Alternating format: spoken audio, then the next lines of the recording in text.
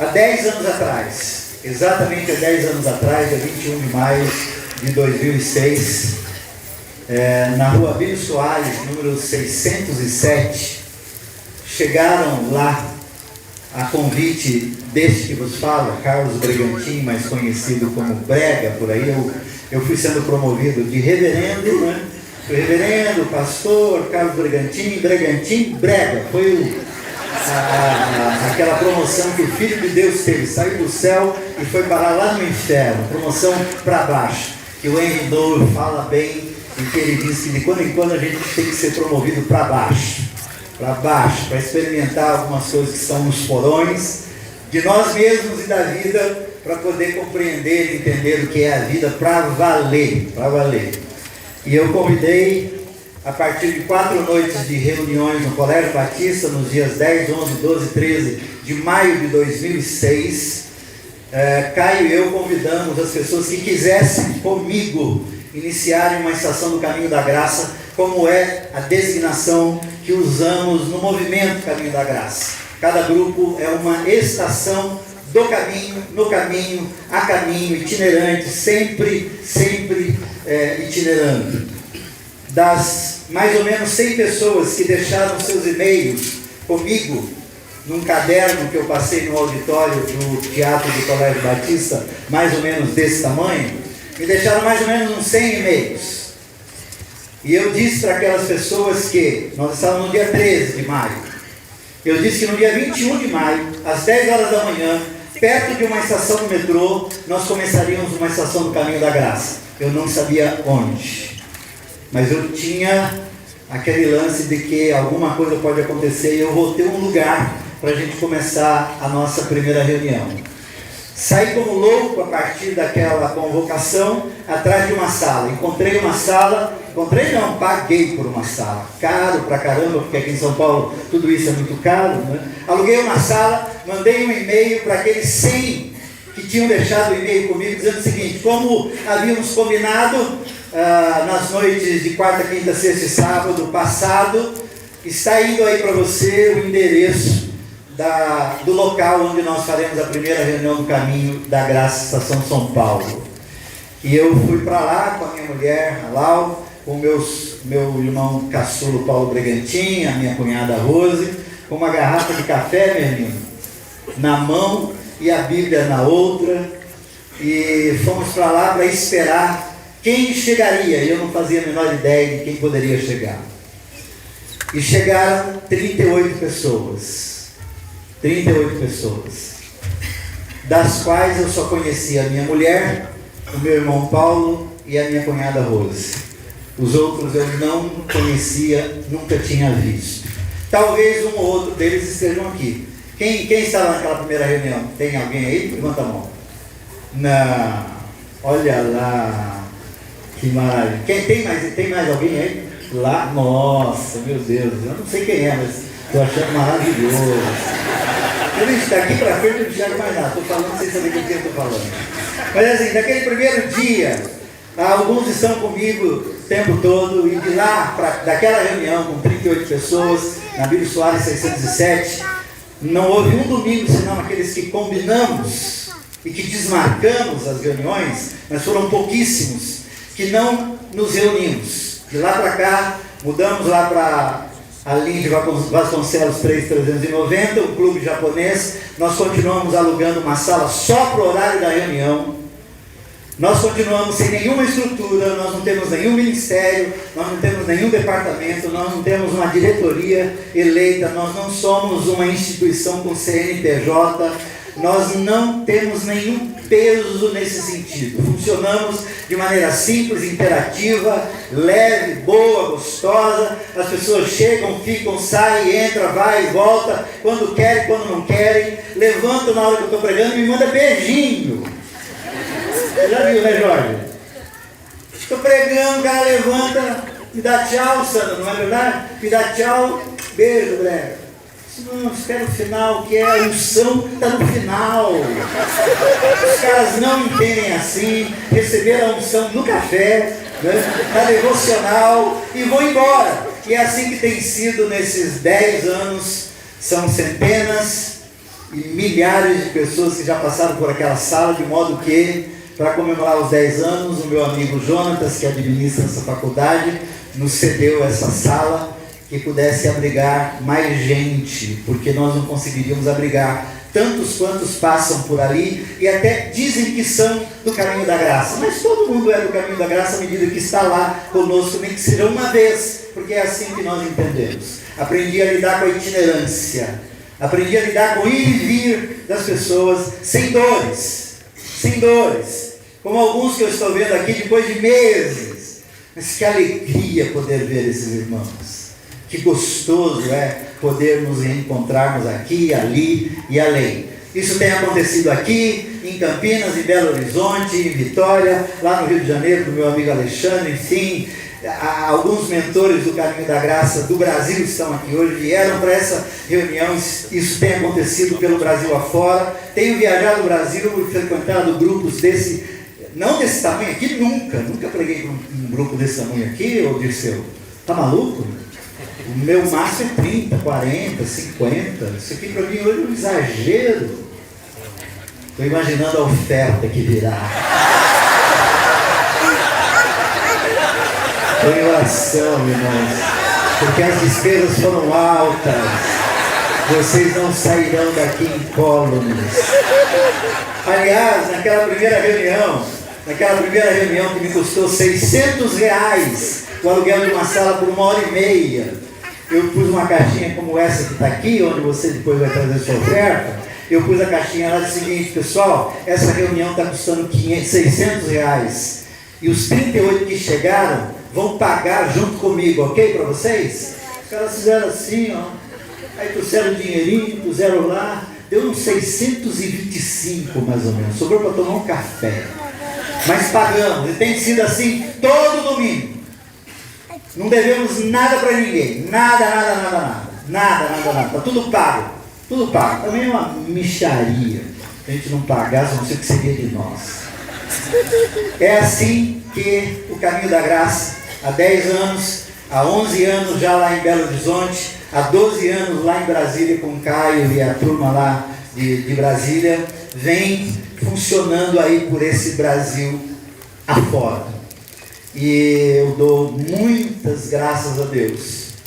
E aproveitar que Caio ainda não está aqui entre nós, dizer que no dia 8 de fevereiro de 2006, quarta-feira, 10 horas da manhã, meu telefone toca, era o Caio, e ele disse: prega, fica calmo, Jesus quis o que aconteceu, fica calmo, vamos conversar, você sabe do que eu estou falando. Dia 8 de dezembro, choramos mais do que falamos, e a partir de 8 de fevereiro de 2006, Caio e eu, que nos conhecemos desde 83, há mais de 30 anos que nos conhecemos, tivemos o privilégio de poder começar essa estação aqui em São Paulo, e outros tantos grupos e outros tantos irmãos e irmãs que têm sido acolhidos nos nossos encontros, e muitos daqueles que têm sido machucados pelo que eu chamo de mercado religioso, que faz muita vítima por aí. Então é necessário que hajam comunidades terapêuticas que tenham macas disponíveis para carregar quem vem se ferindo na história, para poder ser colocado de pé, para poder conseguir andar com as suas próprias pernas de novo, para poder ser devolvido para a vida, porque é na vida que a vida tem que acontecer e não nas quatro paredes de um templo religioso. Tem sido esse o nosso desafio, mais ainda do Caio nesse sentido, e quem o conhece como eu conheço há mais de 3 décadas, né, meu irmão, que a gente conhece o Caio, sabemos que ele não mudou 1 milímetro daquilo que pensa no que diz respeito ao Evangelho do Senhor Jesus Cristo. Bom, é por isso que você está aqui hoje. O amor nos trouxe até aqui. O amor de Deus nos trouxe até aqui. Eu dou graças a Deus de ter amigos como Jorge Camargo, que fez um CD inteirinho com poesias ligadas à proposta do Caminho da Graça. E é um dos trabalhos mais lindos que o Jorge fez. Óbvio, claro que eu ia falar isso. É o que nós temos para vender aí, inclusive. Comprem. E Jorge tem caminhado conosco desde o primeiro dia, desde os primeiros dias. Estava lá, desde os primeiros dias. E o Fernando Melino, que é o mais famoso de todos entre nós aqui, porque ele toca com todo mundo, até com Jorge Camargo. O Fernando Melino era o tecladista, o ministro de louvor, né, Alexandre? Você estava lá, né? No Café com Graça em Copacabana. Né? O Fernando fazia o fundo musical para aquela volta de pregador do Caio lá em Copacabana, no Café com Graça. E eles dois estão aqui hoje com a gente, vão repartir o dom, a alegria, a poesia, a melodia, aquilo que eu chamo desses dois de brilhantismo, de genialidade no que diz respeito à melodia, poesia, voz e vida. Então, convido vocês a celebrarem com Jorge Camargo, com Fernando Melino, nossos queridos. Vamos recebê-los com alegria?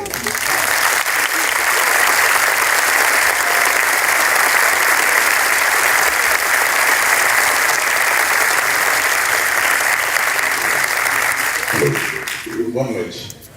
Prazer muito grande estar aqui nessa celebração dos 10 anos.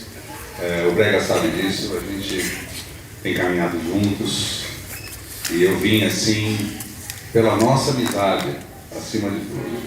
Estou muito feliz de ter o Fernando aqui também. O Fernando é um querido amigo, faz tempo que a gente não toca junto, né? Nada melhor do que uma oportunidade como essa, numa reunião tão especial. Eu queria convidar vocês para cantar uma canção, que é uma oração. Na Escritura, Deus é descrito de muitas maneiras. Uma delas, ele é descrito como um vento. No livro de Atos, os apóstolos se reúnem no cenáculo e o texto diz que um vento impetuoso encheu o espaço onde eles estavam reunidos. E essa canção fala sobre isso, fala, vem sopra sobre nós o teu vento nessa noite. Vem sopra sobre nós o teu sopro.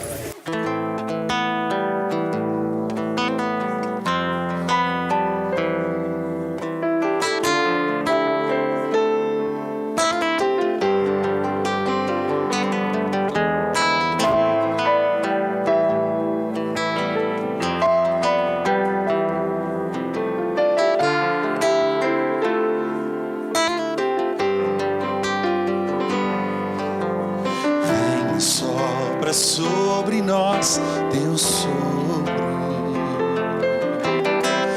reunidos neste ajuntamento, honre e santifique este momento com a tua igreja que é teu povo. Faz teu rio de paz correr no meio destes que por fé vem bem dizer-te, e a uma voz oferecer-te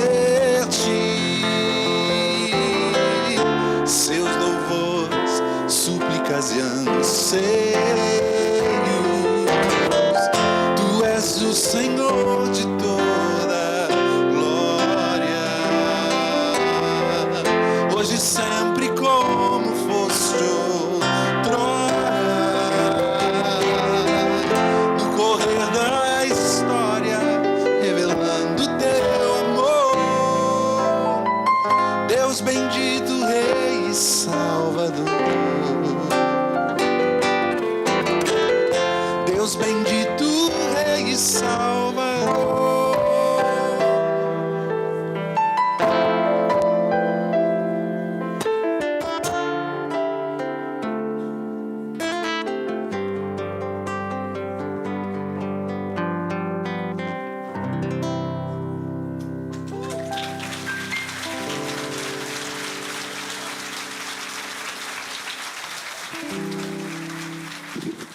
Queria cantar junto com vocês uma canção inspirada num salmo da Escritura que diz: bom é render graças ao Senhor e cantar louvores ao teu nome, ó Altíssimo, anunciar de manhã a tua misericórdia e durante a noite a tua fidelidade. E é uma canção muito simples, eu canto o primeiro verso e vocês repetem, tá bom? Então para não ter multimídia, letra, nada disso, a gente canta. É tão bom louvarmos, é tão bom ao Deus de toda graça, Deus de toda graça, juntos bendizermos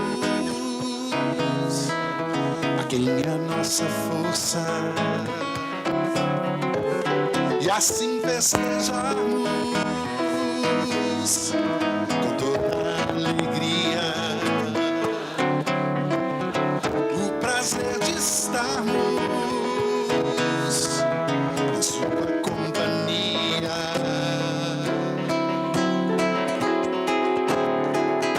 É nossa resposta, este sentimento, voz do coração,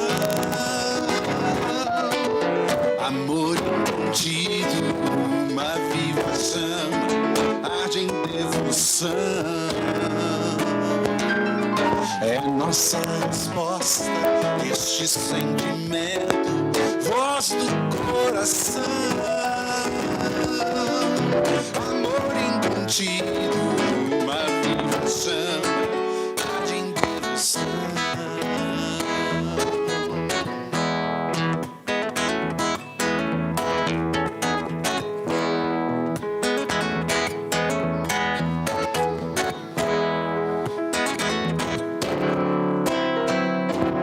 É tão bom cantarmos, é tão bom usando a voz da vida, usando a voz da vida, juntos celebrarmos seu amor sem medida, para proclamarmos razão da esperança que experimentamos andando em sua presença. É nossa resposta, este sentimento, voz do coração, amor incontido, uma viva chama, arde em devoção. É nossa resposta, este sentimento, voz do coração, amor incontido, uma viva chama, arde em devoção.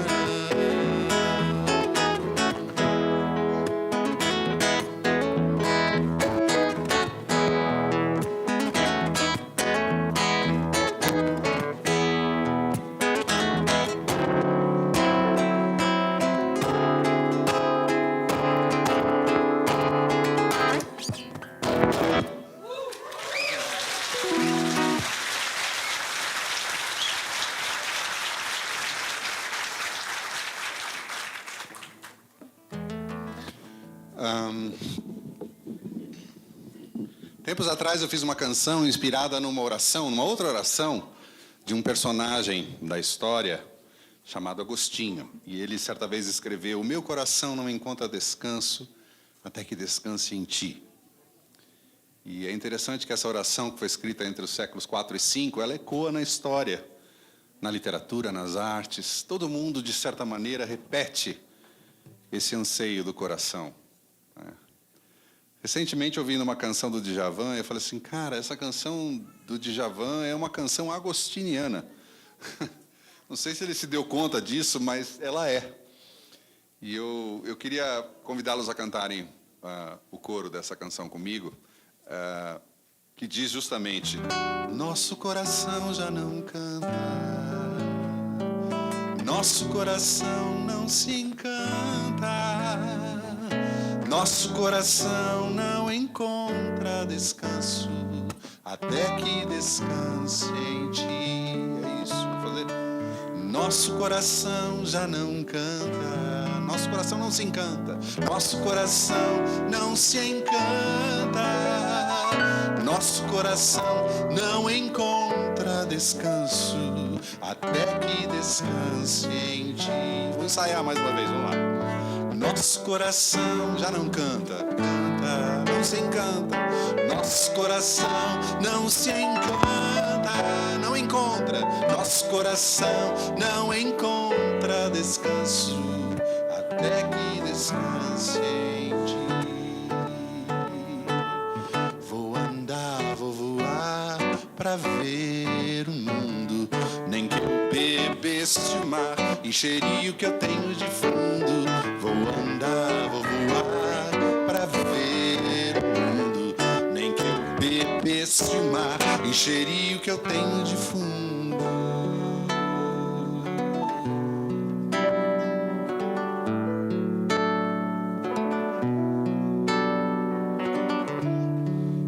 Tu és grande, ó Senhor, e digno de ser louvado. Grande é o teu poder e todo o teu saber, não tem limites, não tem limites.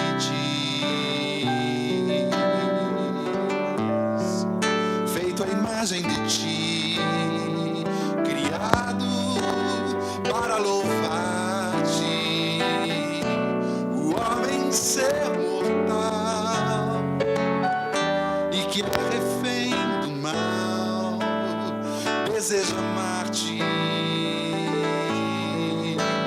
deseja amar-te. Não nos forjaste por acaso, tu nos criaste para ti mesmo, e o nosso coração já não canta, não se encanta. Nosso coração não se encanta, nosso coração não encontra descanso, até que descanse em ti. Nosso coração já não canta, nosso coração não se encanta, nosso coração não encontra descanso, até que descanse em ti. A última vez, João. Nosso coração já não canta, nosso coração não se encanta, nosso coração não encontra descanso, até que descanse em ti, até que descanse em ti,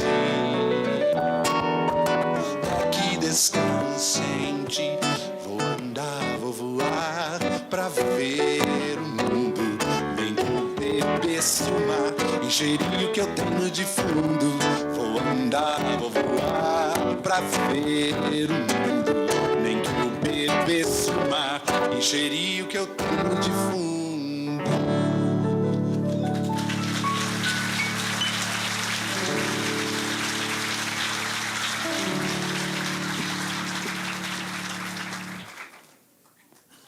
Hoje, quando eu cheguei, eu falei, Brega, o que nós vamos tocar, Brega? Ele falou assim, vocês só vão tocar o que eu quiser. Então, toque qualquer coisa, desde que seja o que ele goste. Então, eu tô tocando para os amigos, né? Estou tocando algumas coisas que, de certa maneira, estão conectadas com a gente nesses 10 anos. Uma outra canção, e tem a ver com o Caio também, é inspirada num... Ô, querido. É inspirada num aforismo, numa frase do Kierkegaard, que é um filósofo que a gente admira bastante. Ele teria dito certa vez que a felicidade é como uma porta que a gente sempre abre para fora. Toda vez que a gente tenta abrir a porta da felicidade para dentro, ela simplesmente não se abre. Então, inspirado nessa frase, nasceu essa canção sobre a felicidade.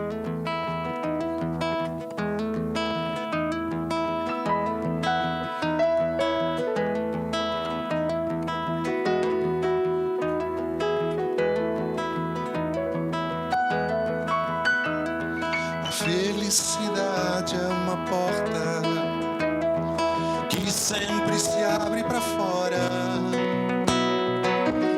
Quem forçá-la para dentro ordena que o amor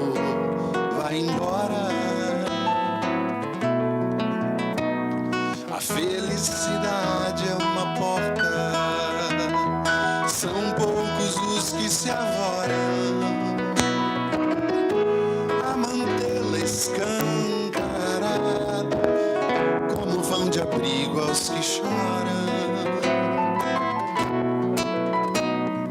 A felicidade é uma porta,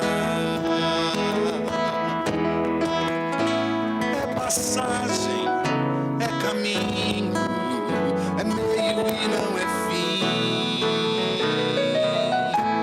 Logo ao bem do seu vizinho, nunca quer só pra si.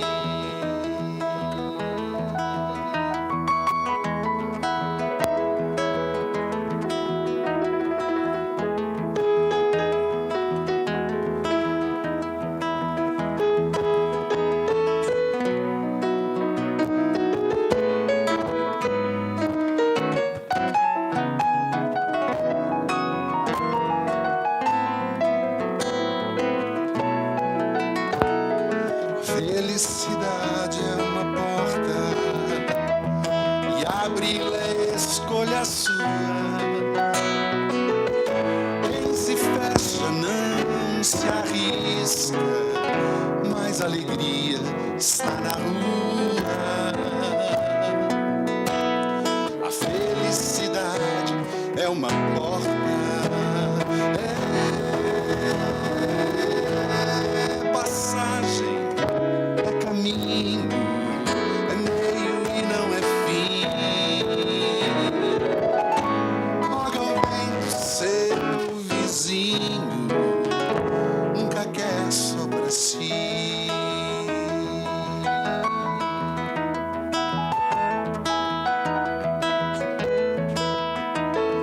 Felicidade é uma porta,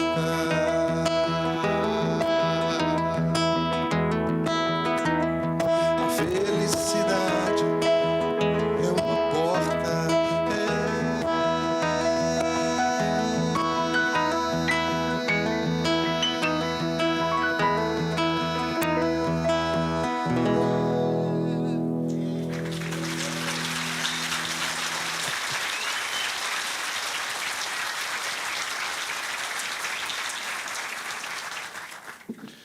Por fim, uma canção que o Brega sempre me pede para cantar. É uma canção inspirada no texto do profeta Miqueias. Quem, ó Deus, é semelhante a ti, que perdoas a iniquidade e te esqueces da transgressão? Tornará a ter compaixão de nós, pisarás aos pés as nossas iniquidades e lançarás todos os nossos pecados nas profundezas do mar.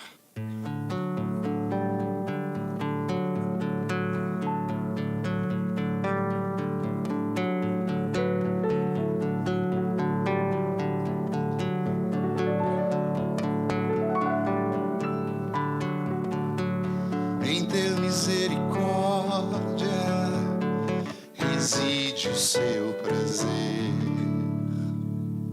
em perdoar pecados a sua vocação, e em lançar mazelas no mar do esquecimento,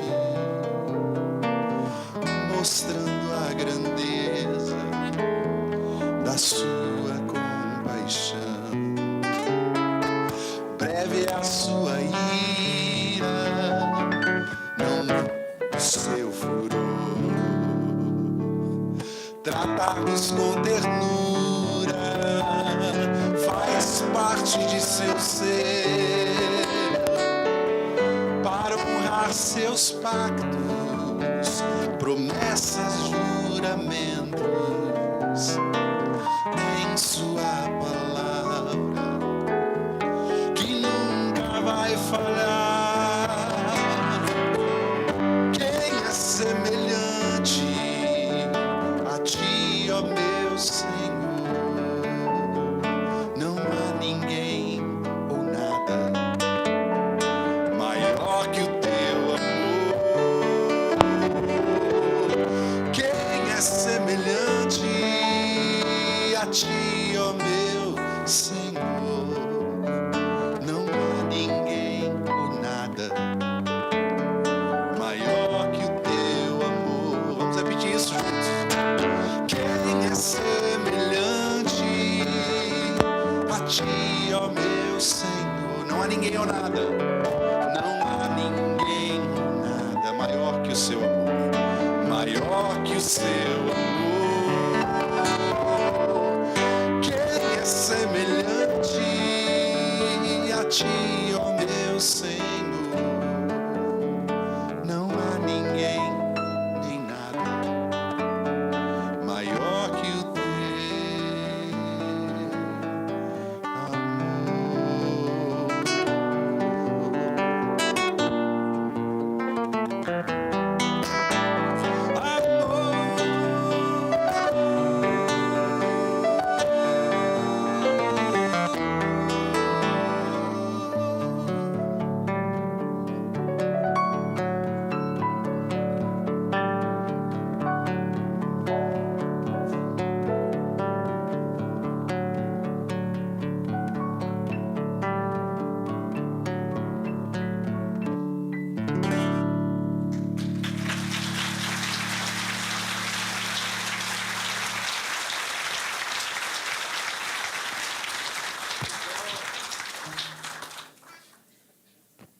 Queridos, obrigado Jorge, obrigado Fernando, obrigado aos que estão tentando nos ajudar aqui, o Sam que está filmando, o Nias que está lá no som, obrigado a vocês que vieram até aqui, estou sabendo que tem gente que não conseguiu chegar e eu estou absolutamente pasmo com isso, não esperava de fato.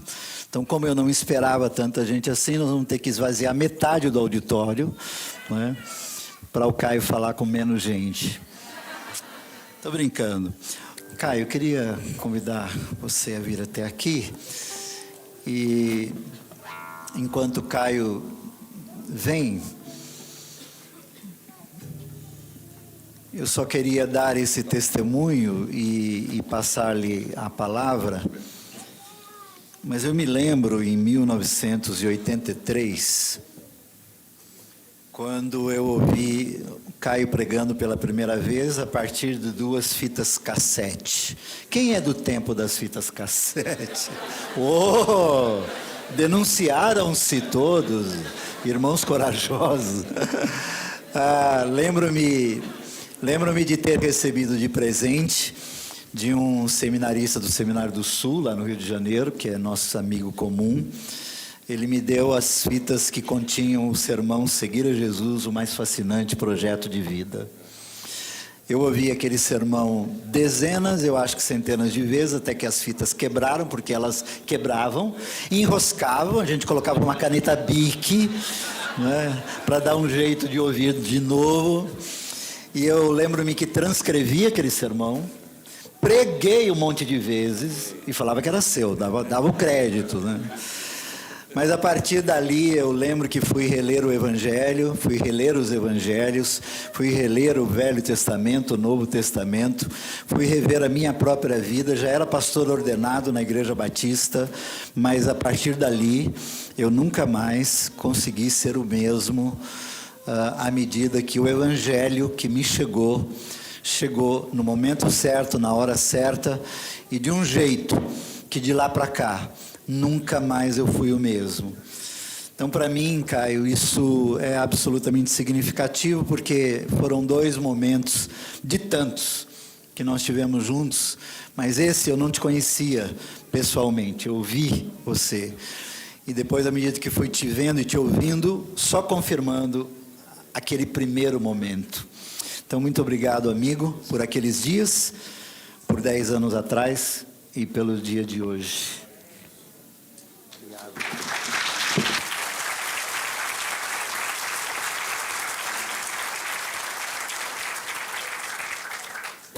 Gente boa e amada, é uma alegria estar hoje aqui com vocês e acompanhado pela minha mulher.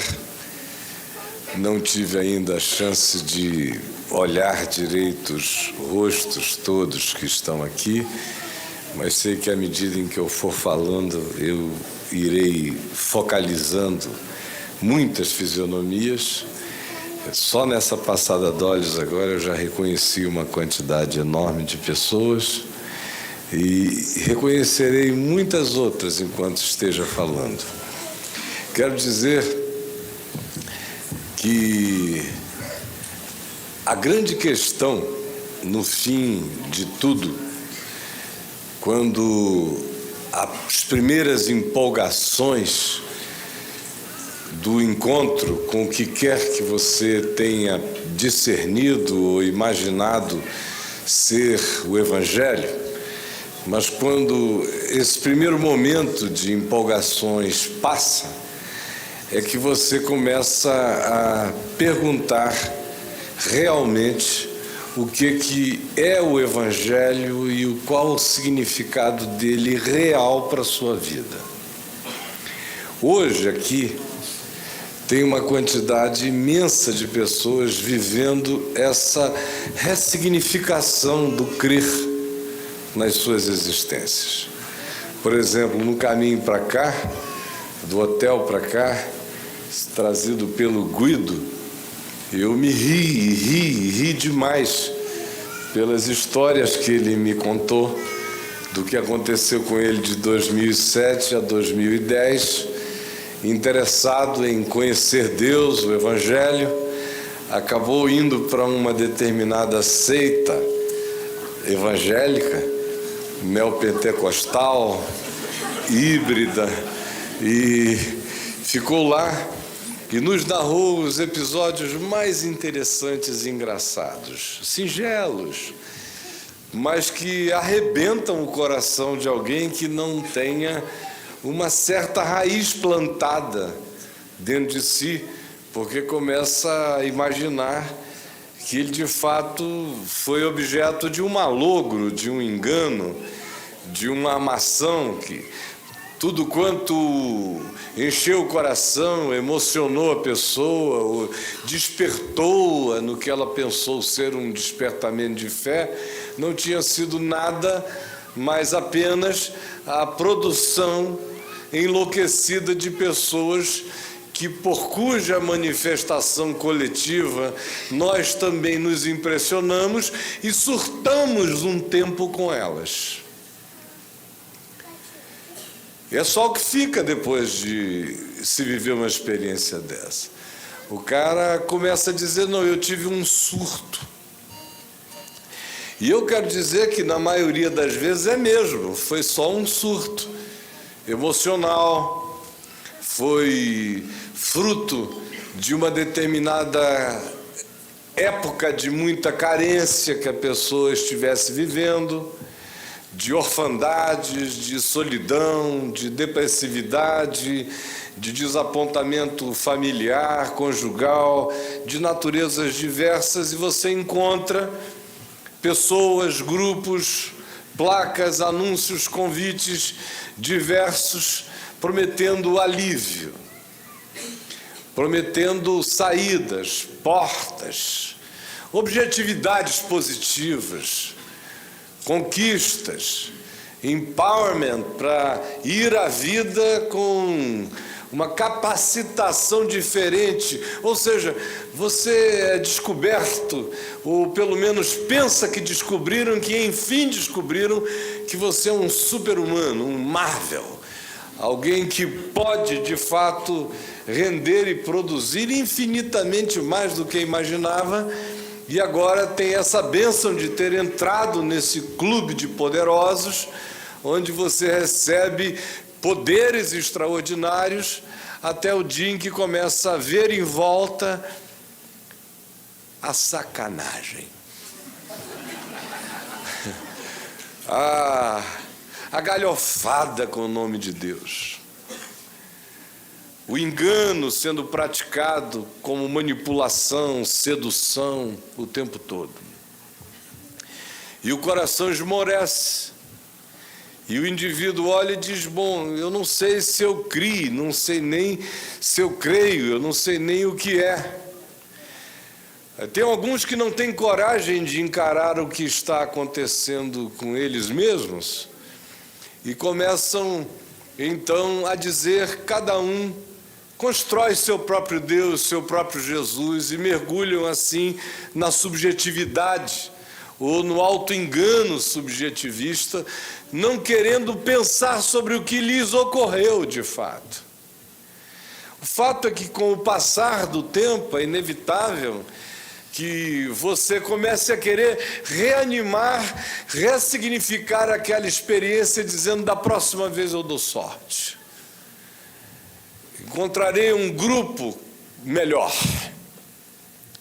Porque uma outra coisa que foi então plantada na cabeça da maioria de nós é que Deus não é Deus sem um congresso. Deus não é Deus sem uma congregação. Então, se você quer muito Deus, você precisa muito de um congresso. E congressos, a nossa experiência brasileira já mostra como funcionam. Aí o indivíduo vai de congresso em congresso, de congregação em congregação, que é a mesma coisa, tendo essas experiências cunianas na vida, vendo todas as armações que vão sendo feitas, ele acaba caindo numa situação calheira de ser e não sabe como dela sair depois. O fato é que, esgotadas as congregações, vem aquele momento de um vazio relacional que vai se tornando insuportável. O indivíduo não sabe mais o que fazer com a existência, porque ela foi toda desconstruída de congregação em congregação. Os antigos amigos foram objetos de uma intervenção de Deus para que você rompesse relações com eles. A parentela que não atendeu os seus convites foi feita endemoninhada.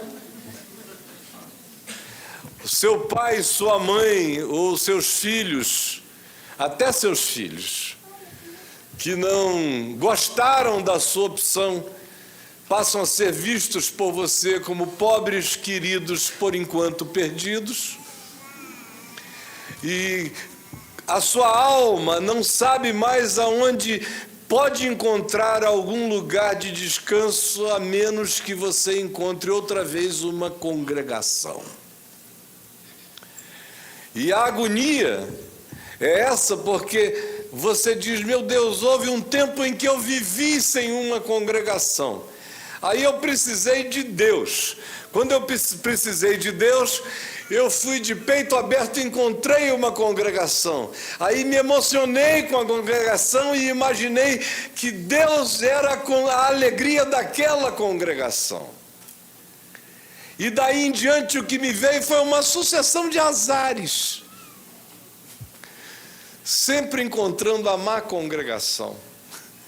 E a vida do indivíduo passa a ser uma busca de um congregar angustioso. Ele sempre entra num estado de culpa quando vai constatando a manifestação dos muitos que aqueles ajuntamentos afluem com expectativas semelhantes à do próprio indivíduo que ali está, mas sem solução para o próprio coração, por uma razão simples: nunca houve de fato evangelho no processo inteiro. Nunca. E aí eu disse que surge essa questão das mais angustiosas. É o que é o evangelho, para o que ele serve, qual o significado dele na minha vida. É a angústia do ocidente da terra. Essa não é uma pergunta na Ásia, não é uma pergunta na China, não é uma pergunta no Oriente, mas é uma pergunta no ocidente da terra, na cultura judaico-cristã, que de um modo ou de outro, por mais tênue que seja entre nós e diluída, as nossas morais, as nossas culpas, as nossas ideias de Deus, as nossas interpretações do universo, todas elas vieram dessa influência poderosa e que está associada a Cristo, ao Evangelho, à igreja, aos apóstolos. São palavras soltas da nossa mente que às vezes se ajuntam quando a gente entra numa congregação. Mas não tem nenhum significado de fato existencial. Não geraram, não produziram nenhuma mudança na consciência, não trouxeram segurança. Que segurança? Com o diabo mais presente do que Deus na vida do indivíduo, que segurança? É angústia, é medo, é pânico. Será que dessa vez eu abri a brecha? Será que o bicho está entrando na brecha da minha existência? É muita agonia. Quanto mais de Deus nesses casos, mais pânico. Chega também a hora em que o indivíduo cansa de tanto pânico. Deus e pânico se tornam a mesma coisa. E daí em diante, o que você percebe é a aproximação do cinismo. Ou o indivíduo vive aquela angústia de buscar congregar até o dia em que Deus seja encontrado em algum congresso de crentes, ou ele vai entrando nesse estado culposo, amedrontado, apavorado, dizendo: se eu tentar pensar com bom senso o significado da vida, quem sabe esse já seja o sinal da minha grande falta de fé, já seja uma brecha sutil para o diabo em mim. E depois que ele vive assim um tempo e não fica endemoninhado, ele diz: Deus e o diabo para a terra do sol, né? Porque eu mesmo vou cuidar da minha vida. Aí ele entra nesse estado de cinismo. E depois de um tempo, o que vai se instalando no coração é uma descrença profunda. Ainda que o indivíduo seja capaz de discutir na rua, levantar bandeiras em nome de Jesus, identificar-se com este segmento ou aquele, mas você, sem perceber, se transformou num ser absolutamente amorfo. E antes de você saber o que você pensa que soube sobre Deus e Jesus, indubitavelmente você era uma pessoa frequentemente muito mais resolvida do que você é hoje ou se tornou. Aí venho eu aqui supostamente para falar do Evangelho. E o que tenho eu de novo para falar a vocês sobre o Evangelho? Sinceramente, eu não tenho mais o que pregar no Novo Testamento. Faz 40 e tantos anos, prego. As pessoas ouvem. Você vai embora, a certeza que você ficou, e depois os fatos demonstram que muito pouca coisa ficou na mente de alguns. Então, para que esse encontro? Por que eu aqui? E o que se demanda, se espera ou se aguarda de qualquer que seja a manifestação do Evangelho em nós?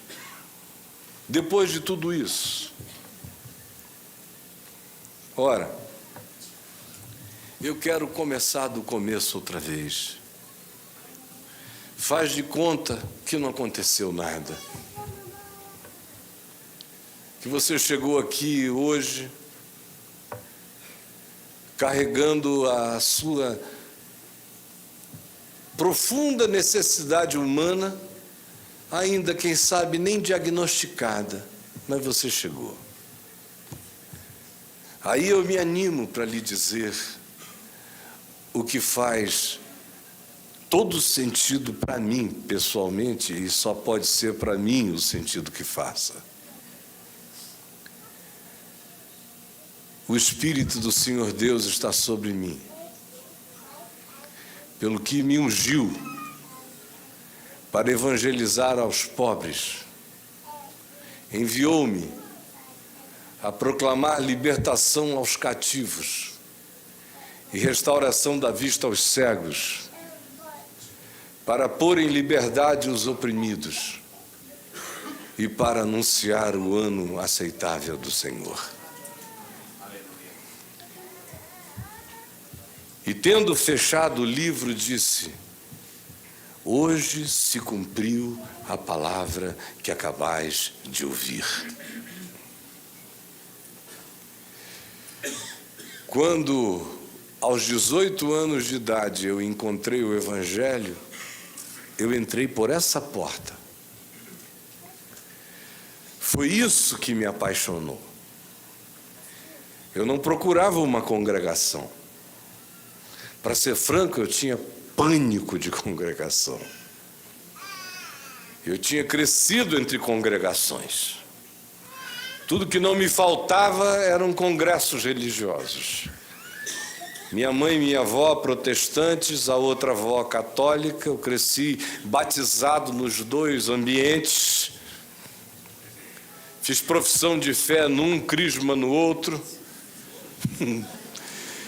E me dava uma sensação de profunda tristeza quando eu via a congregação. As congregações nunca produziram em mim euforia. Me dava era uma tristeza. Especialmente aquela que eu via mais, que dizia respeito à igreja protestante da minha mãe, da minha avó. Em fervente oração, vens o teu coração. Meu Deus, era de manhã, de tarde, de noite. Dava uma agonia, uma tristeza. Aquele monte de mulher de joelho. Algumas de joelho, outras só de 4. Tem uma diferença, né? Uma diferença espiritualmente grande. E aqueles gemidos para os céus. Ai, um negócio. Eu passava por aquilo, menino, depois adolescente, e ia me angustiando. Assim, meu Deus, isso é Deus, Deus me livre. Era uma angústia enorme assistir aquilo. E quando alguém dizia que eu precisava me converter, eu disse, por favor, se há Deus, me salva disso. Porque era por demais angustioso para o meu espírito imaginar ficar ali para sempre, naquele negócio. Então, a congregação nunca foi, jamais foi, nunca seria um apelo para mim. Ao contrário. Quando eu entrei numa congregação, foi levado pelo braço porque eu parei na porta de um lugar tão angustiado, com um desejo enorme, autodestrutivo, que a pessoa percebeu e disse, entre aqui você vai ouvir uma mensagem que vai mudar a sua vida. Era uma Assembleia de Deus, imagine, lá em Manaus, eu doidão, garoto de 18 anos, maluco, a cidade inteira conhecia, e parei a moto ali, ele me levou para uma galeria. E tinha um senhor enorme, de forte, com braços de estivador, com uma criança no braço, e ele se empolgava com o que o pregador estava pregando e sacudia a criança, né? Aí a criança chorava uma barbaridade. Aí ele trocava de braço, sacudia mais ainda para niná-la. Aí ela... E depois que ela cansava de chorar, porque chorar cansa, né? De repente, quando ela ia acalmando, ele dizia, aleluia! Aí eu ao lado. E o pessoal dizendo que eu estava muito doido, né? E eu olhando aquilo ali, eu digo, meu Deus, está faltando ingestão em mim para alcançar esse nível desse cara aqui. Até que eu ouvi uma pergunta. o Evangelho me chegou como uma pergunta. A pergunta do pregador. Vocês sabem por que no alto da cruz de Jesus havia uma epígrafe escrita em hebraico, latim e grego: este é Jesus o Nazareno, o rei dos judeus? Aí eu pensei, né? Nada tinha me feito pensar até então, naquele lugar. Eu tinha sido uma boa distração para o suicídio, por enquanto. Eu tinha encontrado gente num estado latente de desespero, pior do que o meu, sem saber. Constatado a bênção da ignorância. Foi, quem sabe o que eu estou precisando é de uma coisa dessa, de uma ignorância essencial que me alcance, e a vida se tornará maravilhosa. Pergunta. Aí eu falei, eu não sei por quê que no alto da cruz tinha esses dizeres nessas línguas.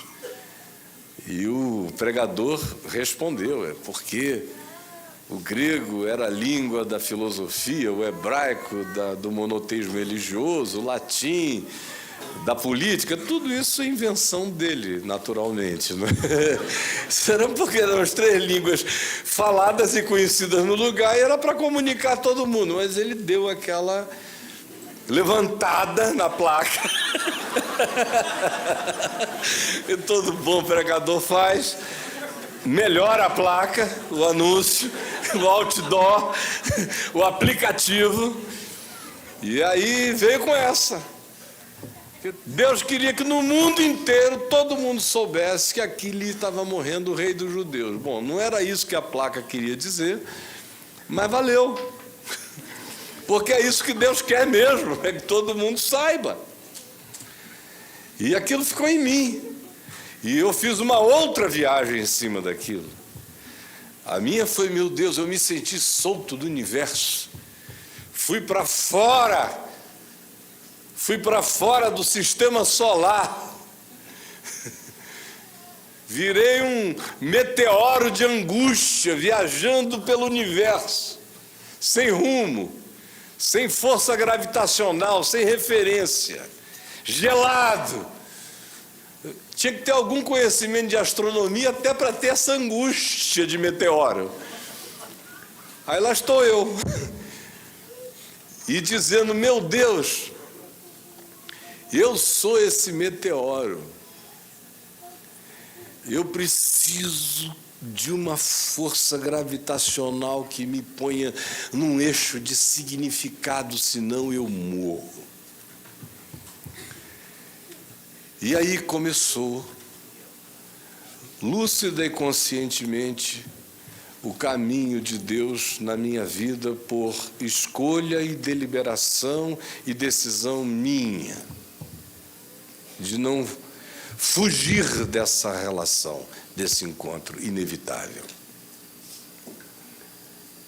Mas em cada fase da vida, depois disso, Jesus se ressignificou para mim. Ou seja, desde cedo eu comecei a discernir que Jesus cresceria muito em mim. Que o Cristo que eu tinha conhecido era o Cristo do tamanho da minha possibilidade então. Mas que à medida em que eu fosse sincero na minha vida com Ele, Ele cresceria em mim em cada outra estação. Quando eu li o que se diz aqui em João, no capítulo 6, quando Jesus afirma, após ter convidado as pessoas a que comessem dele, da sua carne, do seu sangue, o absorvessem. Porque ele tinha dito, eu sou o pão da vida. Ele conclui afirmando algo que é o que alimenta a minha existência desde então. Quem comer a minha carne e beber o meu sangue, permanece em mim, e eu nele. Assim como o Pai que vive me enviou, igualmente eu vivo pelo Pai. Também quem de mim se alimenta por mim viverá. Este é o pão que desceu do céu e dá vida ao mundo. Quando eu comecei a perceber o que isso significava, foi quando o Evangelho começou a tomar raízes crescentes dentro de mim. E olha aqui, por favor. Naqueles primeiros tempos, o que era mais importante de Jesus na minha vida era que aquela angústia horrível fosse embora. Em segundo lugar, que aquele poder aparentemente inevitável das mulheres sobre a minha vida cessasse. Um escravo da demanda feminina, era uma coisa horrorosa. E a terceira coisa, que eu não precisasse mais de tanta ingestão de outras coisas para me sentir minimamente capaz de continuar. Era isto que Jesus significava para mim naquele primeiro tempo, naquele primeiro momento. Logo, logo, virou, mudou. 6 meses depois, no máximo, eu estava sendo tão demandado para compartilhar com outros na cidade toda o que tinha acontecido comigo, que a significação de Jesus foi se alterando em mim, o significado do Evangelho foi mudando na medida em que eu comunicava a palavra que eu já tinha crido a outros. Quanto mais eu a comunicava, mais ela crescia em mim. Quanto mais me perguntavam, mais ela se desenvolvia em mim. Quanto mais eu tinha que responder, mais ela se capilarizava em mim. Quanto mais eu dava, mais ela aumentava em mim. Aí, aparentemente, a solução da vida me tinha chegado pela necessidade do próximo. Porque era tanta gente com necessidade que parecia que aquilo não parava de borbulhar em mim. Mas ainda assim, o Evangelho em você está crescendo por causa da provocação de outros. E porque você entrou num molde de felicidade propositiva para o planeta. Já que eu encontrei, compartilharei. Como eu compartilho de um modo e que provoca no coração de milhares o desejo de mais saberem, o que eles buscam saber do Evangelho em mim, amplia o Evangelho, porque a cada resposta do Evangelho na minha boca, no meu coração, eu mesmo aferro-me, planto-me, enraizo-me em novos chãos de percepção. E durante 25, 28 anos foi assim. Até que chegou um outro tempo na vida. Um tempo em que já não adiantava saber da necessidade que milhões tinham de que aquilo chegasse a elas e de saber e não poder negar que você era de alguma forma um veículo importante para o espalhamento de tudo aquilo, mas não me era mais suficiente como pessoa na minha busca pessoal. Não bastava reconhecer o significado que você tinha para milhões de outros, porque você não se alimenta do significado de outros. Quem de mim se alimenta, por mim viverá. E como o Pai que vive me enviou, assim eu vivo pelo Pai. O que eu estou lhes fazendo aqui é uma confissão importante. Eu amei Jesus, cresci em Jesus. O Evangelho se dilatou em mim durante décadas e décadas e milhões foram alcançados, mas chegou uma hora em que dentro de mim isso não era o bastante.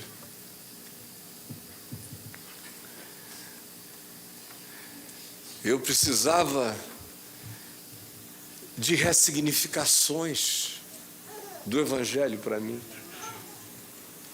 E essas significações e ressignificações tinham a ver com o que o Evangelho tinha, precisava, necessitava continuar a fazendo e escavando, provocando a minha existência, não por causa da demanda ou da necessidade do mundo inteiro interessado em saber o que eu poderia pensar, dizer ou propor, mas sim por causa de, com gente ou sem gente, ou até abominado por todos, ter no meu peito algo que me fizesse a maioria na terra, mesmo que a terra inteira existisse contra mim.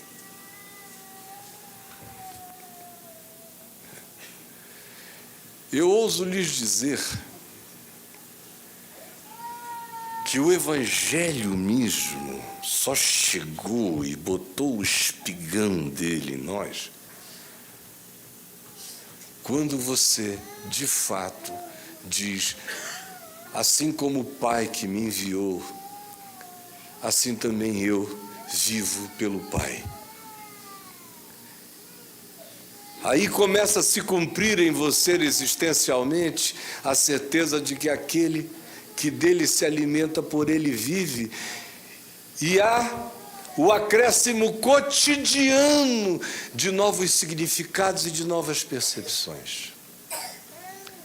Eu tenho convicção de que uma quantidade enorme de vocês aqui hoje, meus amigos queridos, estão, se honestos forem, vivendo aquele momento existencial no qual já não é possível nenhum tipo de desistência formal da fé, ao mesmo tempo em que a maioria não sabe como é possível haver de novo uma existência profunda, alegre, provocativa, significativa da experiência de Deus em mim, depois de tudo que aconteceu de desconstrução à sua volta e na sua vida. Esse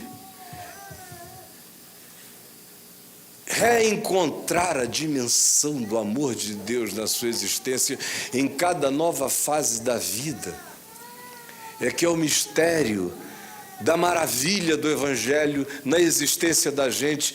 E se isto não acontecer, o que eu quero lhe dizer é que os dias do cansaço já estão determinados e estão chegando. Se não chegaram, saiba, eles chegarão. E você vai viver naquele estado pavoroso de mornidão. E nada mais vai fazer sentido. Vai chegar uma hora que você vai dizer, você não tem mais como se enganar dizendo: eu sou de Jesus porque eu tenho medo do inferno. Foi útil esse medo do inferno para muita gente aqui no passado. Mas hoje em dia, se nenhum de vocês aqui impressionar-se-ia com nenhuma mensagem que chegasse fazendo esse tipo de anúncio, senão vocês não estariam aqui, vocês estariam em algum culto neopentecostal hoje à noite. Mas não aqui. O que trouxe vocês aqui, se não é o medo do inferno que é anunciado, nem é o pavor de Deus o que é pregado, nem é nenhuma forma de prosperidade material em dias de crise que está sendo proposto, ou não é nenhuma fórmula de imunidade, não parlamentar, mas imunidade universal contra as coisas do mal, porque dores chegam na sua casa ou não chegam. Sua mãe está com câncer, seu pai está na iminência de perder uma perna por causa do descontrole do diabetes, Você era cheio de amor por Jesus, mas ficou com o coração doente, assim mesmo. Você tem um irmão, uma irmã, gente boa, mas que estão acometidos por esquizofrenia manifesta desde 12, 13 anos de idade. Você descobre e percebe todo dia a ordinariedade da sua existência. Você não foi feito, afinal, nenhum Marvel com o passar dos anos. Suas crises emocionais não melhoraram. Você ora, crê, confessa, mas se você vai para casa sozinho, sozinha, sem ninguém, depois de um tempo, você começa a dizer: Jesus, que bom que tu enches o meu coração, mas pelo amor de Deus me salva dessa carência desgraçada. Você come o pão da ceia, mas nem por causa disso passa fome de comer outras coisas. E aí você começa a dizer: mas eu tenho o Evangelho, onde está o diferencial? Houve um tempo em que o diferencial era moral. Vocês lembram desse tempo? Eu sei que eu tenho o Evangelho porque eu não danço. Isso aqui é uma desgraça, né? O cara saber que tem o Evangelho porque não dança. Não, eu sei que eu sou de Jesus porque eu não fumo. Menos mal, faz um mal danado à saúde. Eu sei que eu sou de Jesus porque eu não jogo. Dependendo do jogo, é um grande negócio. Antigamente era assim que você se diferenciava dos demais. Eu sei que eu sou de Jesus porque minha primeira relação sexual será depois do casamento. Aleluia. Era assim. Eu sei que eu sou de Jesus porque não me divorcio e na minha casa ninguém jamais se divorciou na família inteira. Eu sei que sou de Jesus porque não tem gay na minha casa. Eu sei que eu sou de Jesus porque eu dou o dízimo. Não é o caso aqui. Nem esse testemunho vocês têm para dar aqui.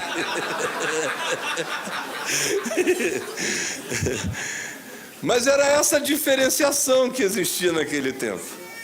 Foi ou não foi durante anos o que deu aquele ar de jactância?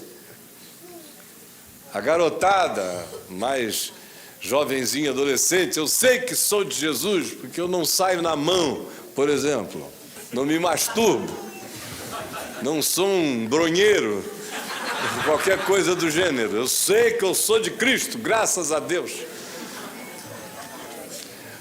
Mas não pega mais hoje. Não dá mais porque está todo mundo dando muito em todas as direções. Então, nem mais a jactância moral ficou para diferenciar. É um assunto que você não pode mais compartilhar com ninguém em lugar nenhum, mostrando-se superior.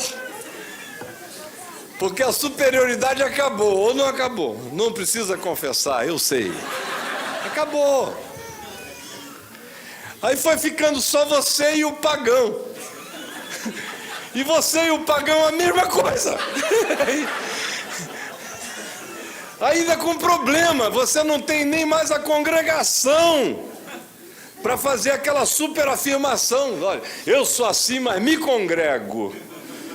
Faz toda a diferença. Você recebe a emanação, o imantamento. Dá assim, um certo poder a mais. Vem comigo. Antigamente tinha gente que cria. Hoje em dia a maioria diz: escuta, não é aquilo que eu vejo na televisão. Aí você é forçado a dizer que é. Aí acabou a razão de jactância. O cara já olha para você e diz: pô, rapaz, você parece tão funcional. Como é que frequenta esse negócio? É um milagre que você frequente lá e consiga trabalhar aqui. Acabou.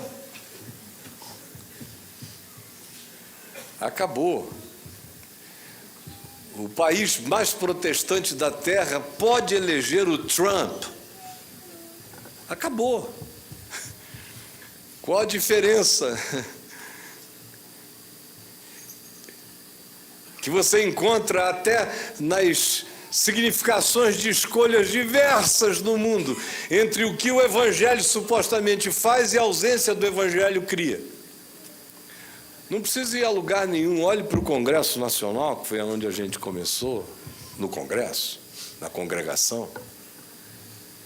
Tem 100 e tantos deputados que se confessam isso lá. Não sei nem o que isso é, mas confessam essa coisa de crer. E olha como eles são melhores do que os outros. Éticos, cheios de discernimento, gente de princípio, sem nenhum interesse na coisa pública, exceto no bem do próximo, sem discriminação no coração, gente que tem um profundo amor pelos marginalizados dessa vida, pelas minorias desconsideradas, perseguidas.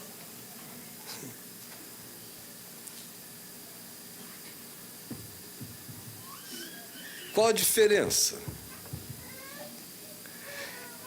E do ponto de vista da existencialidade, a gente se droga com as mesmas drogas lícitas, a gente precisa das mesmas químicas para dormir,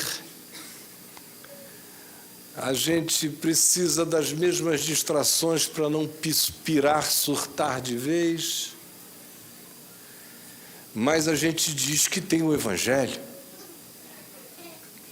Então, o que é o Evangelho, no fim das contas?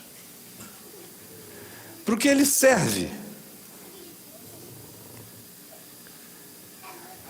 O que ele produz?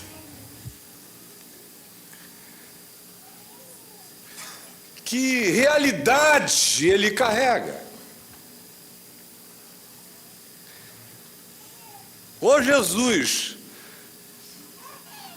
foi o mais sutil de todos os desgraçadamente surtados, o mais genialmente capaz de construir uma sabedoria assimilável, simples, provocativa e não ideologizável, se levada seriamente no que diz, mas que não tinha nenhum poder efetivo além das palavras pronunciadas, não carregava coisa alguma além daquela simplíssima elaboração de amor e de perdão, e de creia que Deus é com você. Mas na realidade, tendo dito isto era tudo que tinha para dizer, porque para além disso, nada mais haveria para acontecer, já que no fim de tudo, nós, eles e nós, o que quer que sejamos nós e quem quer que seja, quem como nós não seja, diferença alguma faz. O que nos leva a uma constatação: nós não temos provavelmente conhecido ainda o Evangelho.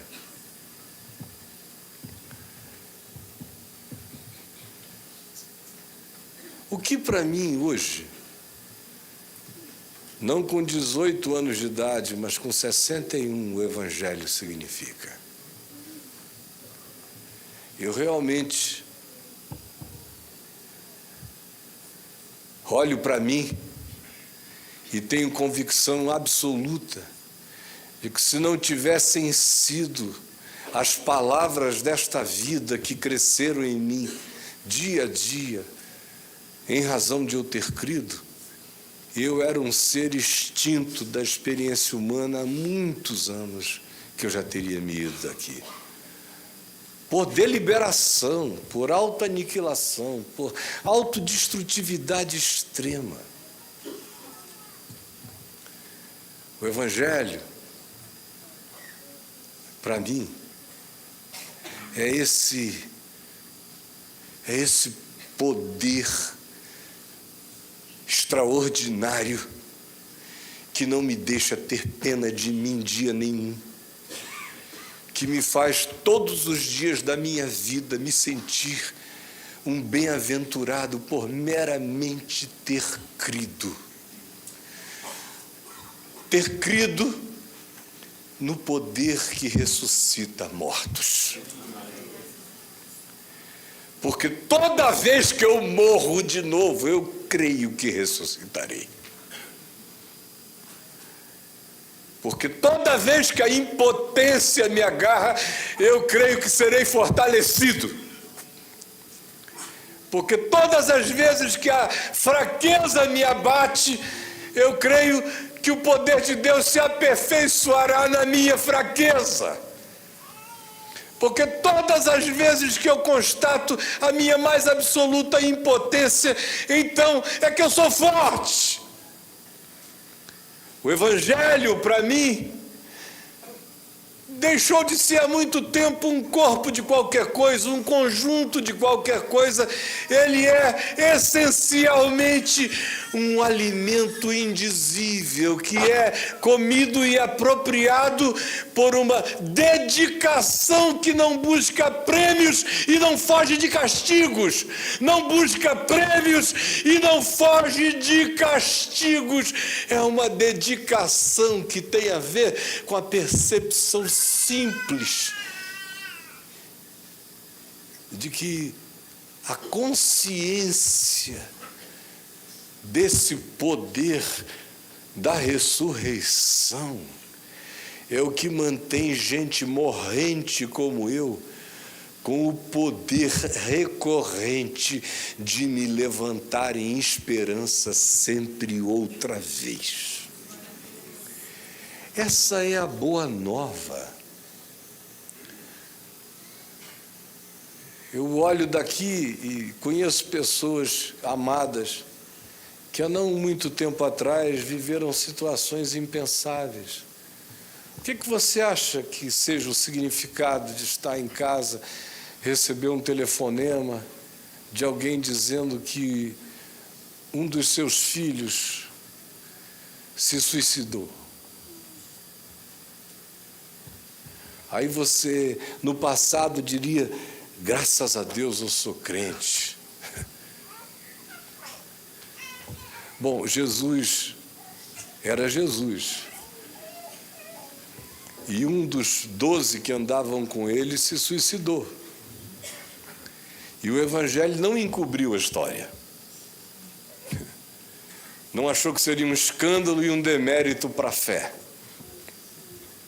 Foi contada a história, bem narrada, por todo mundo que narrou, não deixou de contar aquela história.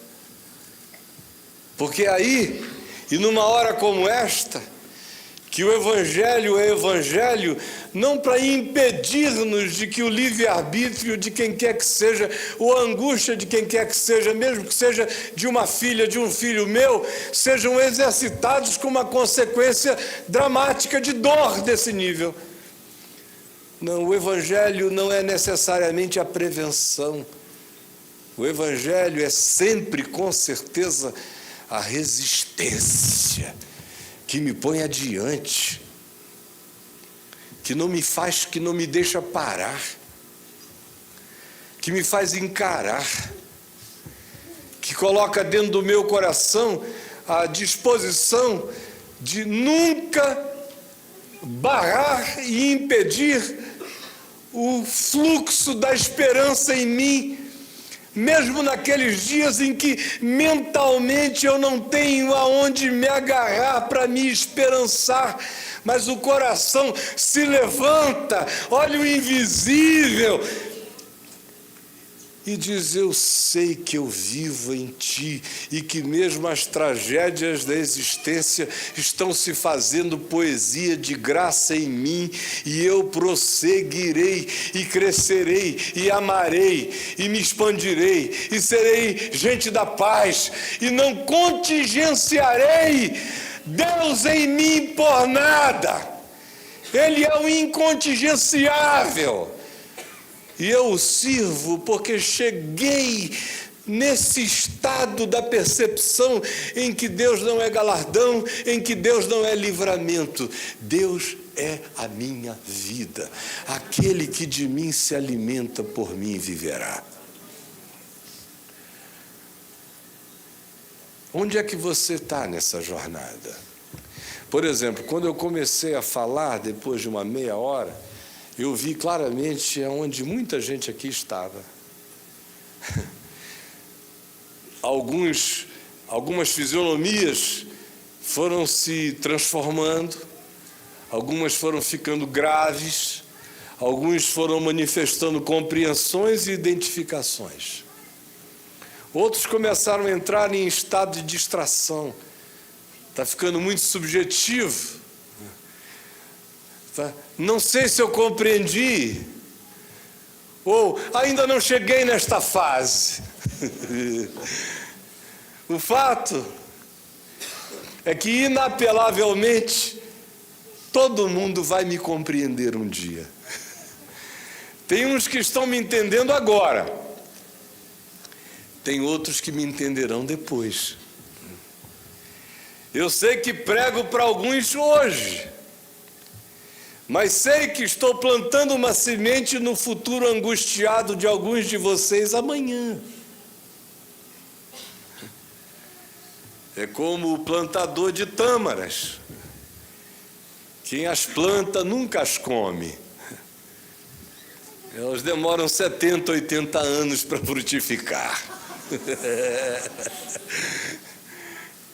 Eu aqui troco tâmaras com quem está na fase da frutificação, mas estou plantando tamareiras que eu sei que só frutificarão em dias posteriores, quando as ilusões do momento derem lugar às perguntas inafastáveis e implacáveis que virão. Nesse dia você vai lembrar. Tem gente que pode até sair daqui hoje dizendo: puxa, que decepção.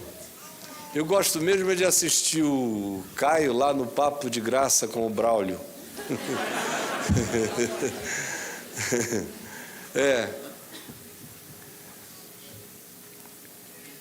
Mas na primeira vez que doer, você vai ter a minha cara bem diante da sua, dizendo: desgraçado, bem que ele falou. Bem que ele falou. Então, eu estou anunciando boa nova para o seu presente, estou anunciando boa nova para o seu futuro. O que eu estou lhe dizendo é que você vai ter que se ressignificar em Deus o resto da sua vida, senão você perecerá. E o que na vida da gente não acontece com ressignificações constantes? Quando eu conheci a Adriana, no dia 6 de junho do ano 2000, no lançamento do meu livro Nefilim, lá em Copacabana, foi conhecer e não conseguir mais largar, não é? Eu tinha que ir a um lugar fazer o lançamento do livro 2 dias depois.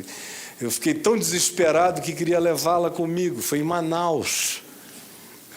Depois eu vim aqui a São Paulo lançar o livro em algum lugar, no Morumbi, numa agência de carros que nos foi cedida, não foi isso? De um amigo.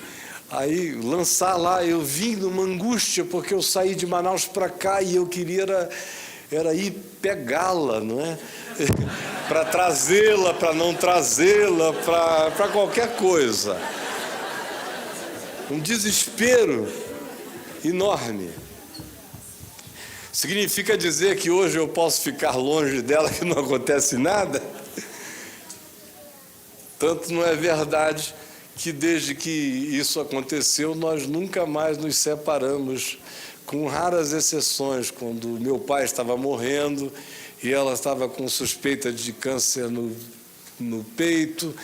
Eu tive que cuidar dele na UTI, ela teve que ir ao Rio para uns exames. Ficamos um período separados, muito rápidos nesses 16, 17 anos. Mas nós, justamente porque não nos separamos nunca mais, temos que ressignificar a nossa vida toda hora. Em referência a nós mesmos, em referência aos filhos, em referência a netos que vão nascendo, em referência à nossa saúde, no que diz respeito ao que a gente já não pode, o que a gente já não consegue, o que a gente já não encara, o que a gente já nem gosta. Mas aquele que de mim se alimenta, por mim viverá. Também, em qualquer outro nível, é de ressignificações. Quando você vive pelo outro, vivo assim como o Pai que me enviou vive, eu também vivo pelo Pai. Você toma essa decisão e a vida vai ganhando nova ressignificação. Alguns de vocês correm o risco de acharem que o Evangelho pereceu nos seus corações. O que eu quero lhe dizer é que provavelmente o que tem acontecido é que você tenha ficado sob a calota condicionante da ideia de que o Evangelho era uma determinada coisa que chegava e produzia determinadas empolgações e produzia surtos de alguns necessários descontroles. E como tudo isso acabou, seja porque cansou, seja porque você se decepcionou, seja porque era só epiderme e superficialidade, seja porque você descobriu que no meio de tudo aquilo havia apenas excesso de emocionalidade, sem raiz e sem consciência, mas passou. E não vai nunca mais voltar, porque você cresceu e você precisa continuar, meu irmão. Você precisa continuar. O que eu vim dizer hoje à noite a você aqui é, pelo amor de Jesus, não creia que o Evangelho é esgotável. Ele é inesgotável se você, de fato, se alimentar da palavra, do significado de amar, de perdoar, de crer, de não desistir, de ser um agente grávido de Deus, de esperança, em mutação, renovando a sua mente.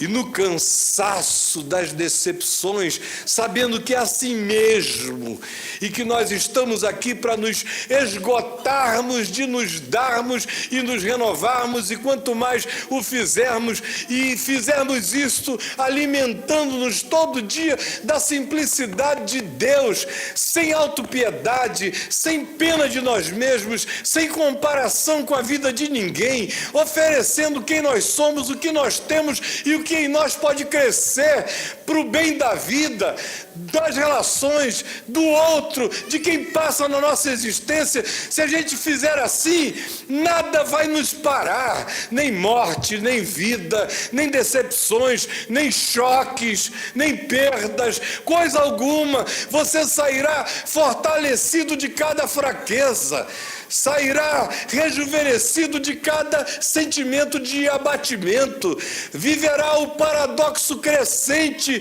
de que quanto mais seja a dor, a tribulação, o enfrentamento, o conflito, a angústia, o dilema, a perplexidade, a contradição, se você mantiver a sua mente, o seu coração focados na certeza de que o chamado é justamente este, para andarmos em esperança e em fé, apesar de qualquer coisa, que o galardão não é uma herança de palpabilidades, o verdadeiro galardão é o poder do não abatimento no coração, que não desiste nunca, ressuscita sempre, porque viverá eternamente.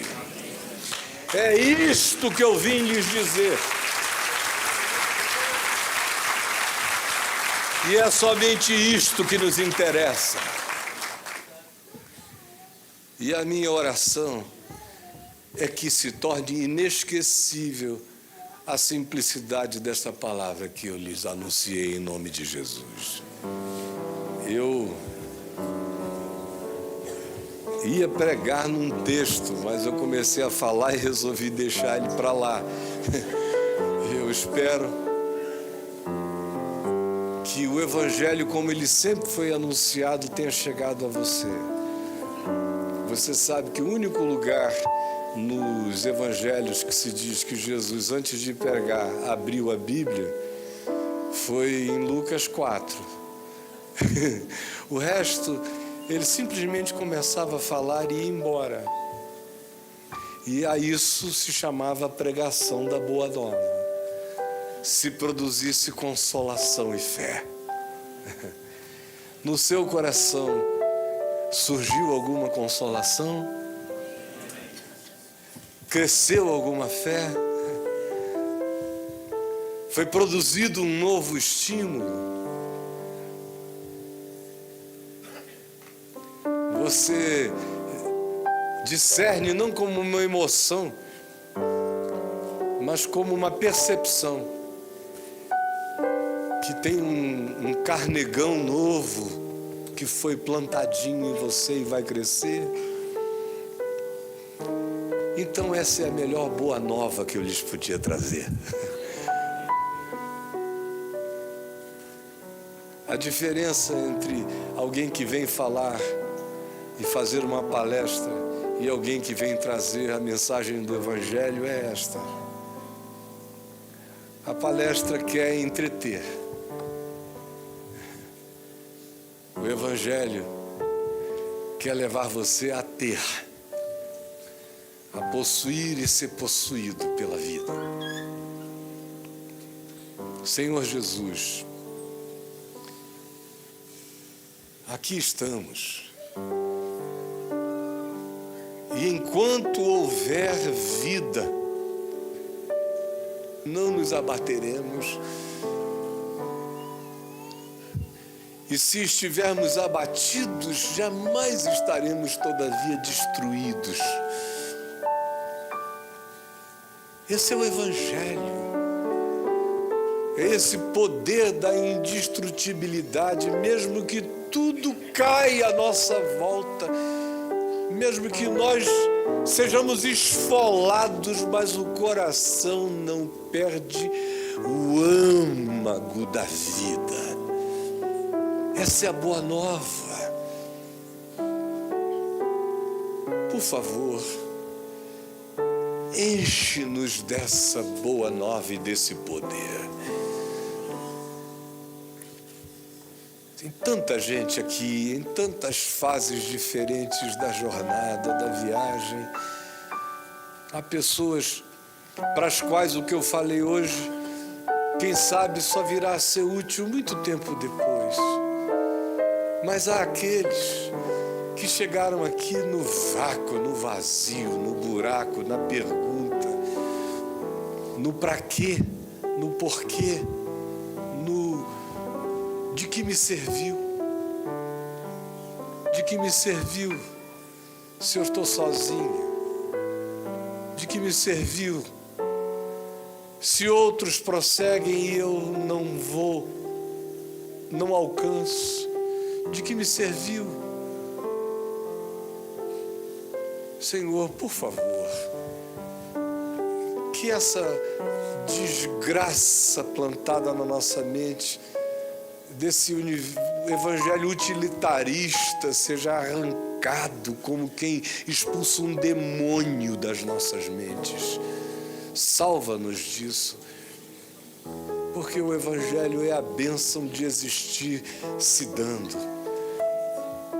A boa nova é que eu sou. A boa nova é que tem uma riqueza em mim. A boa nova é que eu posso, mesmo habitando esse vaso de barro, derramar esse tesouro de Deus na vida. A boa nova é que eu não sou um coitadinho. A boa nova é que eu posso passar pela terra sem ter pena de mim nem um dia. A boa nova é essa, de que nem morte, nem vida, nem coisas do presente, nem as do porvir, nem alturas, nem abismos, nem anjos, nem principados, nem potestades, nem tronos, nem poderes, nem demônios, nem forças, nem circunstâncias, nem conjunturas. Nada pode me separar do teu amor por mim. Essa é a minha confiança. Se Deus mudar, então eu estou perdido. Se Deus é Deus, eu sou vitorioso. Não é pelo que me aconteceu, não me aconteceu, me acontecerá ou não me acontecerá. Não é do que eu serei poupado ou não serei poupado. Eu sou vitorioso é porque não importa o que, em ti eu sou. Eu sou. E ninguém me fará deixar de ser. Neste mundo há muita gente que morrerá. Morrendo, morrerá. Mas aquele que de ti se alimenta, por ti viverá eternamente. Essa é a boa nova. Esse é o poder. Com dinheiro, sem dinheiro, com emprego, sem emprego, com reconhecimento ou sem reconhecimento. Este é o poder do Evangelho em mim. Essa inabalabilidade de Deus em mim. Por favor, planta essa força em nós